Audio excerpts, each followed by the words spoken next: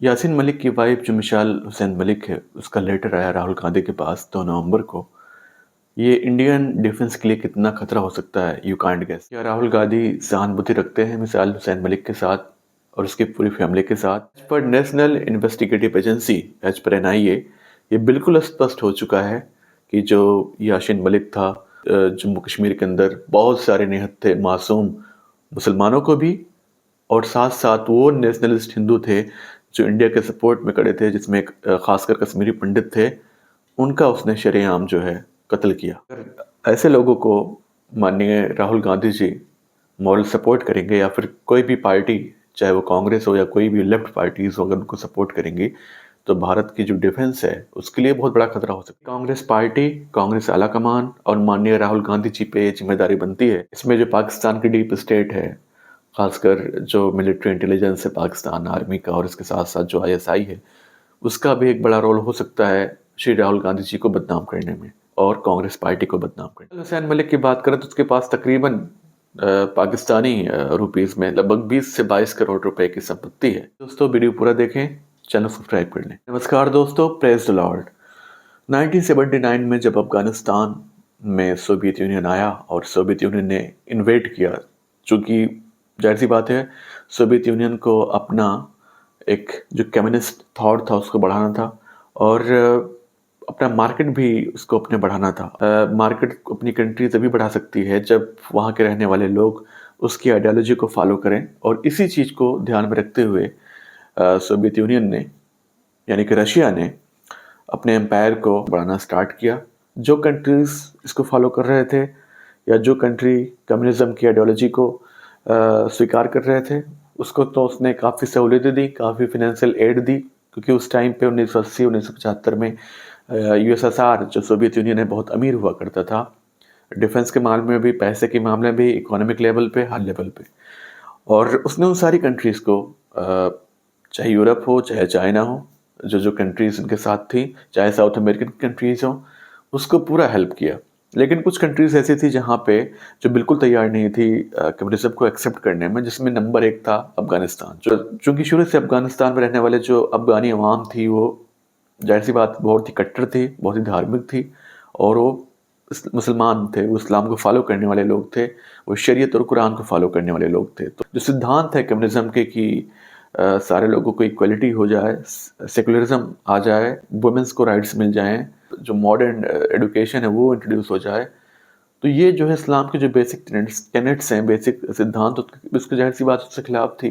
फिर अफगानिस्तान में Russian army घुसी, लड़ाइयाँ की, और इसका विरोध करने के लिए जो लोकल अफगानिस थे, जो लोकल मदरसे में पढ़ने वाले स्टूडेंट्स थे, उन्होंने अपनी अलग से तहरीक बनाई, एक पार्टी बनाई, एक जमात बनाई, जिसका नाम दिया गया तहरीक तालिबान।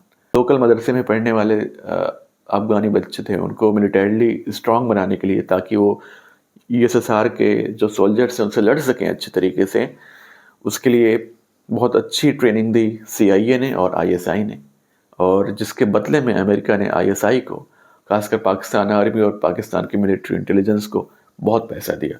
अब वो जो पैसा जो सीआईए ने अमेरिका को दिया, खासकर मिलिट्री इंटेलिजेंस को दिया, और जो रावलपिंडी है उसको दिया, तो इससे बहुत फ़ायदा हुआ, और उन्होंने सोचा कि ये जिहाद जो अफगान वार में चल रहा है, जो अफगानियों ने स्टार्ट किया है थ्रू द अमेरिकन्स, अगर इसी पैसे को जो हमें एड के रूप में मिल रहा है बाय द अमेरिकन्स, क्यों ना हम इसे यूटिलाइज करें जे.एंड.के में।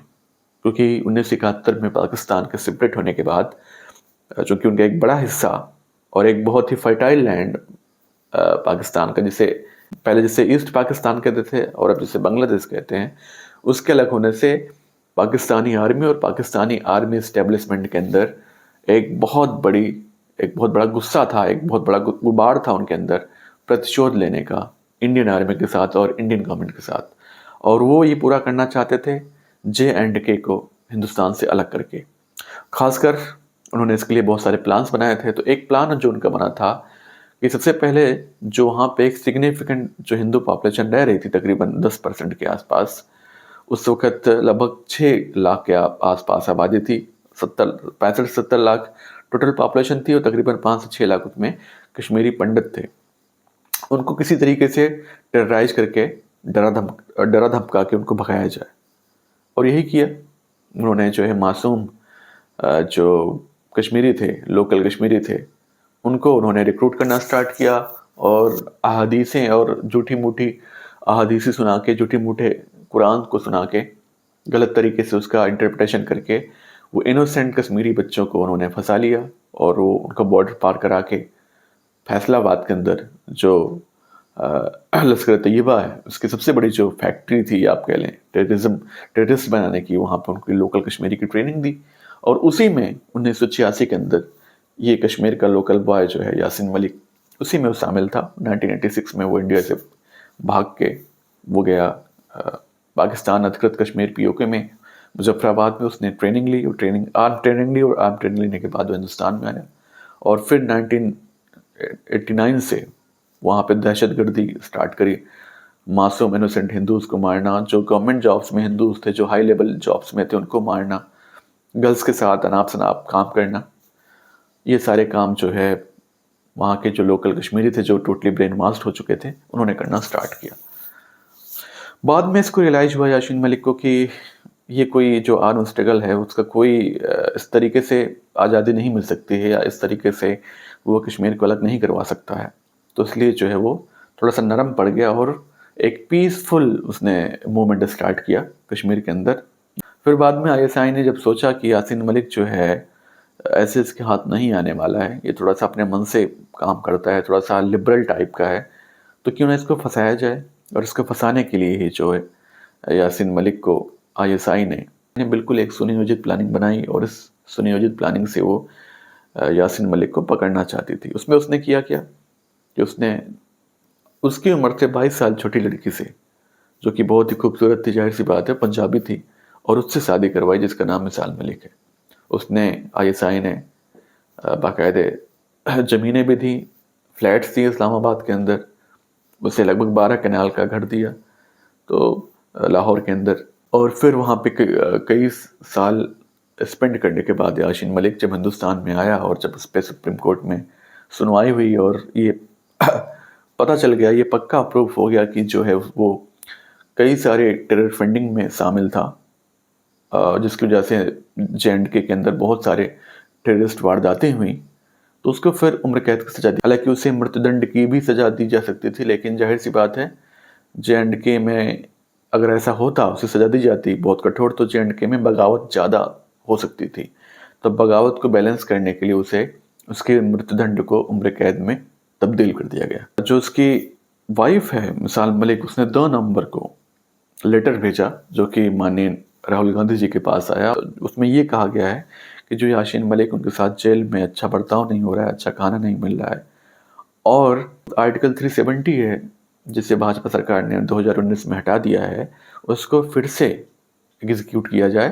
क्योंकि आपको पता है कि JNK में नेशनल कॉन्फ्रेंस और कांग्रेस की मिलीजुली सरकार है, और इसका फ़ायदा जो है ISI, पाकिस्तानी आर्मी और पाकिस्तानी जो इस्टेब्लिशमेंट है वो बहुत उठाना चाहती है। और उसको पता है कि राहुल गांधी जैसा इंसान, या फिर चूंकि बहुत ही जेंटलमैन टाइप के हैं, ज़्यादा सोचते नहीं हैं, तो उन्हें इमोशनली ब्लैकमेल किया जाए।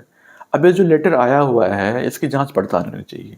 पहला, ये पाकिस्तान आर्मी का एक साजिश भी हो सकती है, क्योंकि इसके पहले पिछले 75 सालों से ISI और पाकिस्तान इस्टेब्लिशमेंट हमेशा इंडिया के साथ धोखा ही करती रही। जैसे 1999 में धोखा दिया जब अटल जी गए थे मीनार पाकिस्तान पे, और गए थे दोस्ती के लिए, और अगले हफ्ते ही पाकिस्तान आर्मी उधर जनरल परवेज मुशर्रफ के नेतृत्व में उसने हमला कर दिया।